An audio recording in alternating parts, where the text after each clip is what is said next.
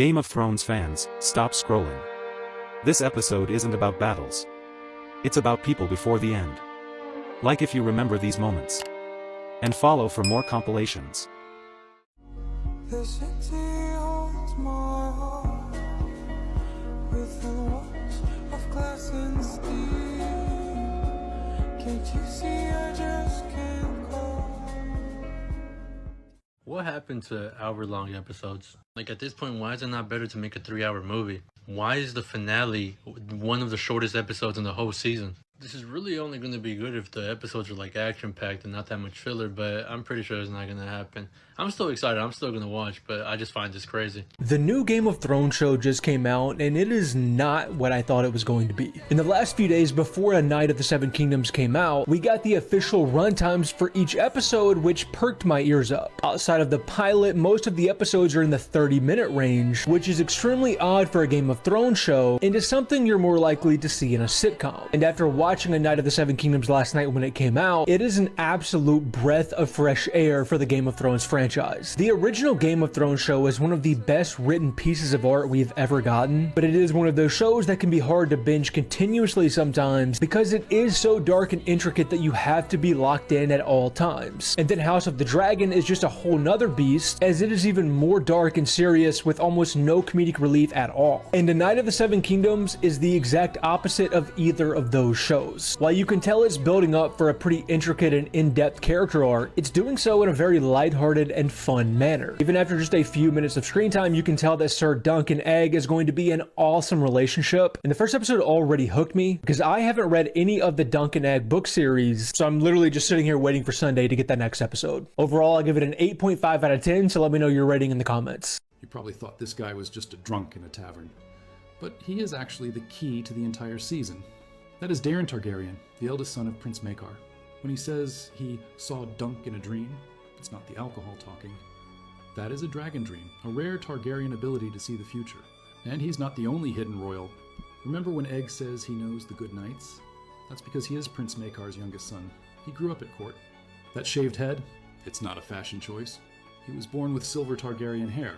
They shaved it all off so they could disappear into the crowd without being recognized. Did you spot the hidden princes? Follow for more Night of the Seven Kingdoms secrets. What's your name? Donk. Sir Duncan. It's no name for a knight. Is it short for Duncan? Yeah. Yes. Sir Duncan the Tall.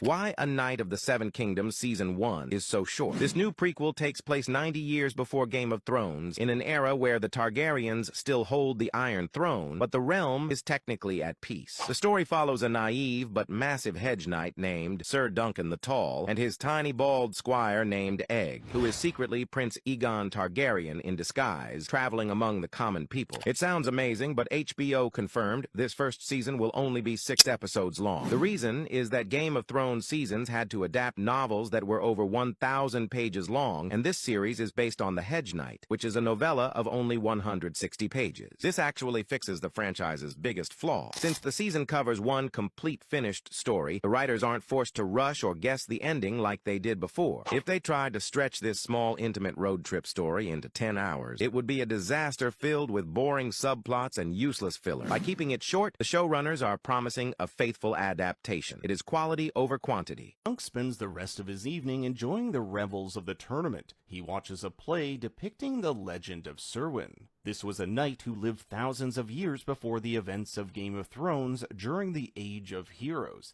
It is said he used a mirror shield to trick a dragon into seeing only its reflection, allowing him to get close enough to drive a spear through its eye. These types of legendary stories no doubt add to the mystique of being a knight. However, there's something else that catches Dunk's attention. Notice the little back and forth glance he has with this storyteller. Something tells me this isn't the last we'll see of her. But daddy is a state of mind, you know what I'm saying? I'm your daddy. So I want to talk about something that happens at the end of the first episode of A Knight of the Seven Kingdoms. If you've not heard of that, firstly, where have you been? And secondly, it's the newest Game of Thrones story. What I'm going to say is going to contain spoilers, so if you don't know and don't want to know, scroll on now. Egg talking about falling stars. This is a really significant moment for Dunk and for Egg, but for different reasons. When you see a falling star, it's meant to herald good fortune. That's what people in Westeros believe. This symbol takes on a very special meaning for Dunk later on, but it already has a special meaning for Egg, because Egg is not just a random boy. Egg is royalty. He is Egg-on, as in Prince Aegon of House Targaryen. His granddad is the literal king. His father is Prince Maker. Just quick side note, I used to always say Micah because of how Maester Aemon said it on Game of Thrones, but A Knight of the Seven Kingdoms says Maker, and to be honest, that's how it's written in the book, so I should have been saying Maker all along. To get back on point, Egg's dad is Prince Maker Targaryen, and his mother is Lady Diana of House Dane. Dunk assumed that the landlady at the inn was Egg's mother, and he's like, wouldn't she mind if you go off to this tourney? And Egg reveals that his mother is no longer with us. She's dead. So that makes his father, Maker, a widower at this point, with 6 children to raise, might I add. This is Egg's mother, Lady Diana of House Dane. And the interesting thing about House Dane is their sigil is a falling star. Now, we don't know exactly when Diana died, but it can't have been all that long ago. So seeing a shooting star, falling star, whatever, that has to mean a lot to Egg. It's not a random coincidence at all. I like to think maybe it's seen as like a blessing, as a sign from his mother that you are in the right place and you are with the right person. I think it's worth remembering that Egg lost his mother and the impact that that has to have had on this young kid. You've lost that protector, that person who's gonna look out for you. And seeing this falling star when he unites with Dunk and Dunk lets him stay, it just feels like it's a sign. And I like to think it's his mother going, this is right. You're on the right path, and this person will always protect you, like I would have done if I was here. Maybe I'm going off on a tangent, maybe I'm reading too much into it, but that's what I like to think. Let's fucking go, baby! Let's go! So-called Game of Thrones fans are losing their mind about the short runtime of the episodes of Knight of the Seven Kingdoms, but frankly they have absolutely no idea what they're talking about, and I'm going to prove exactly why. So it got released that the show is only 6 episodes, with them all being roughly around 30 to 35 minutes long and the finale being 31 minutes. And naturally, all of the chronically online people that claim that they are Game of Thrones fans take to the internet and leave comments like this saying that the show's way too short, there's YouTube videos longer, what's even the point, it's too short, it's a YouTube short, they're stretching it out, all this sort of shit. If you are someone that says that, all that tells me is that you know absolutely nothing about the source material. You literally have no idea what you're talking about. The book, The Hedge Knight, which is labelled by the way as a short story, is 90 to 100 pages. Bear in mind, Dunk is the first ever main character we've had live action in the Game of Thrones world. This isn't about a bunch of people, it's about one guy. This is a contained story about one man becoming a knight and competing at a local tournament. It's not a huge story. Knight of the Seven Kingdoms doesn't have 100 characters. There's not 100 different storylines we need to check in with every episode. No one in this show is trying to save the realm. There's no epic fantasy about it. There's no dragons, there's no White Walkers,